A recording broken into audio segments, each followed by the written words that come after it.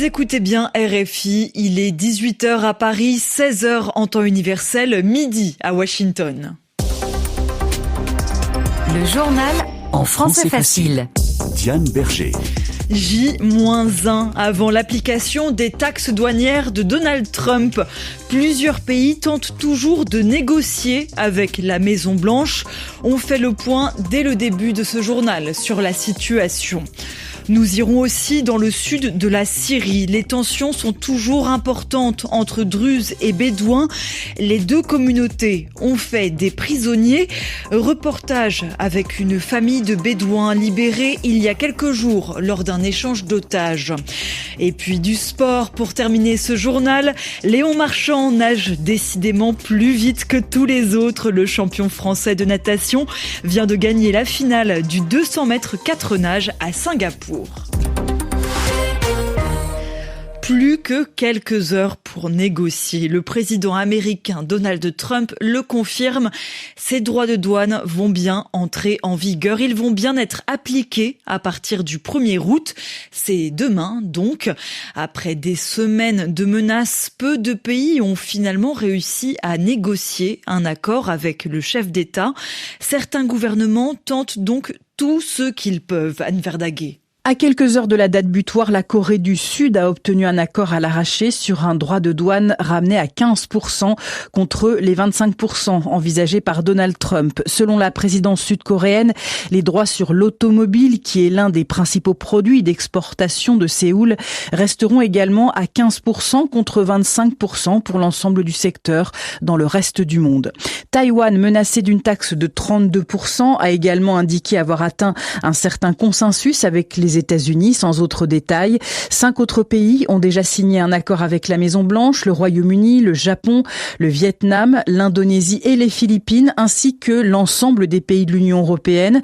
Mais les autres gros partenaires commerciaux des États-Unis, que sont le Canada, le Mexique ou l'Inde, tentent toujours de trouver un deal de dernière minute. Selon le Financial Times, des délégations ont été envoyées sur place ces derniers jours. Quant à la Chine, une trêve est en cours. Les discussions se poursuivent avec Pékin. C'est au final le Brésil qui sera le plus taxé par les États-Unis à 50% en raison des poursuites contre l'ex-président Bolsonaro. Et puis nous venons de l'apprendre, Donald Trump s'est mis d'accord avec la présidente du Mexique. Les droits de douane avec ce pays-là vont rester à leur niveau actuel pour encore 90 jours à 25%. Le président américain menaçait donc de les faire monter à 30%. Un envoyé des États-Unis est lui en Israël aujourd'hui, Steve Witkoff. Il est arrivé ce jeudi pour discuter avec le gouvernement israélien de la guerre à Gaza.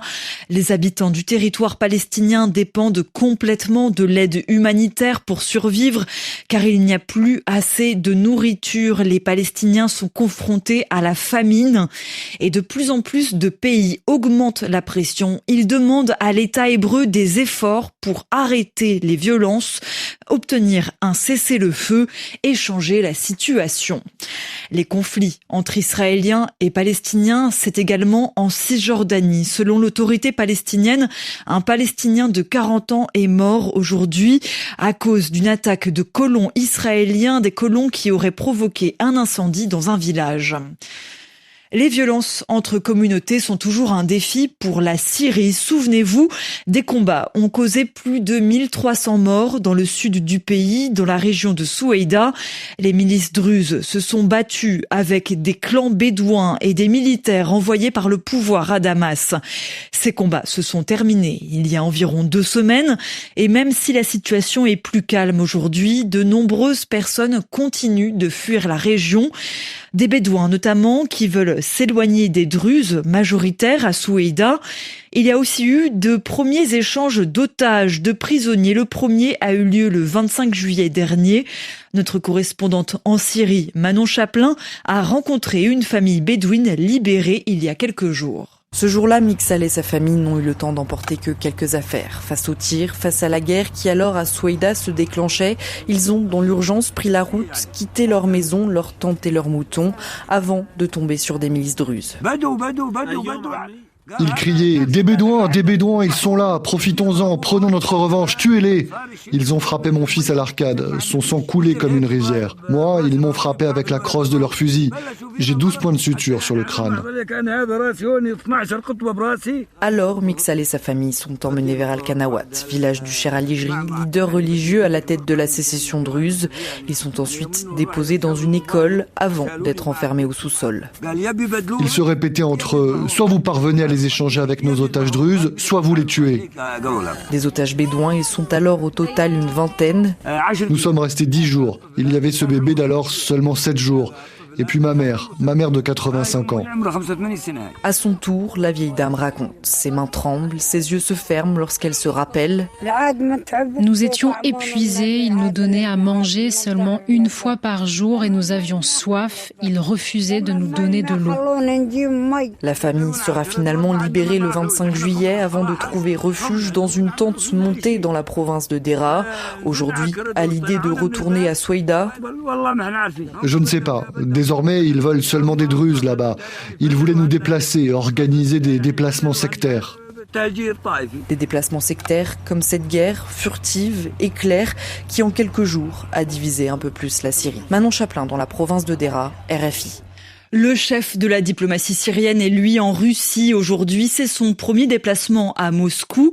Sur place, il l'assure, il veut que la Russie soit aux côtés de son pays.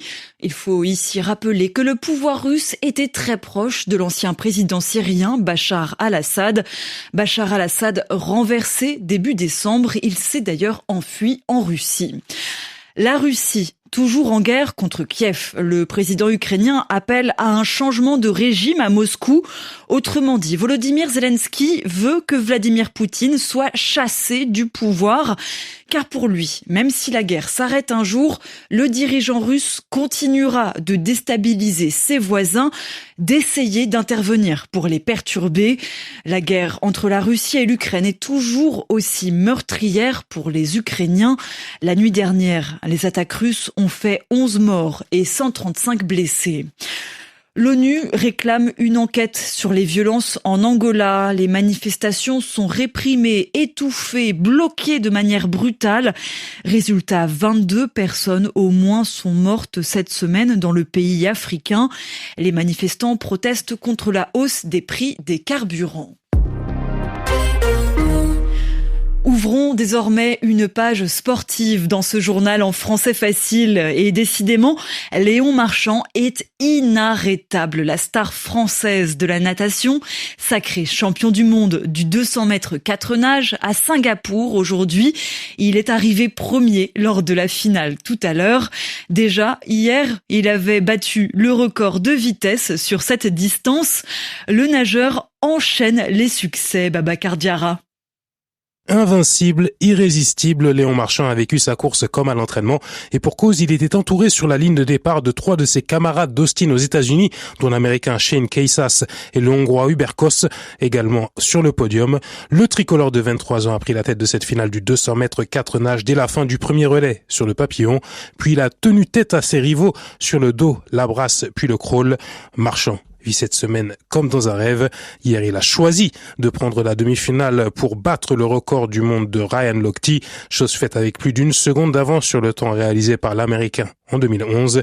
Ce 6e titre mondial acquis aujourd'hui poursuit la razzia du quadruple champion olympique qui ne s'alignera pas toutefois à Singapour chez les 200 mètres papillon et brasse. Mais sa semaine n'est pas terminée. Il a rendez-vous dimanche pour la finale du 400 mètres 4 nages dont il est l'ultra favori. Babacar Diarra du service des sports de RFI au sujet de Léon Marchand, le nageur français qui vient donc d'être sacré champion du monde du 200 mètres 4 nages. Après la natation, le vélo. Une Française remporte la 6e étape du Tour de France Femmes. C'est la cycliste Maëva Skouiban. Elle a plus d'1 minute d'avance sur ses concurrentes.